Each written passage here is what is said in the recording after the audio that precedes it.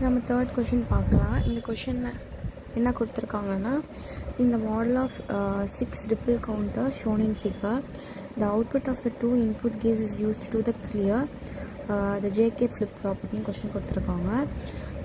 இதோட ஆன்சர் என்ன அப்படின்னா, இதில் வந்து 2 இன்புட் கேட் கொடுத்துருக்கோம். இது நம்மளுக்கு என்ன இது பண்ண சொல்லியிருக்காங்கன்னா, the output of the 2 input gate is used to clear the JK flip flops ன்னு கொடுத்துருக்காங்க. இதோட ஆன்சர் என்ன அப்படின்னா, for a modulo 6 counter a NAND gate is often used to detect the condition. இதில் வந்து மாடுலோ 6 கவுண்டரை பொறுத்தவரை NAND கேட் வந்து எதுக்கு யூஸ் ஆகும்னா, இது ஆஃப்டன் டு யூஸ் டிடெக்ட் த கண்டிஷனை வந்து இது பண்ணுறதுக்காக தான் யூஸ் பண்ணும். Because it outputs a low signal only. இதோட இது வந்து ஒன்லி லோ சிக்னலை தான் கொடுக்கும்.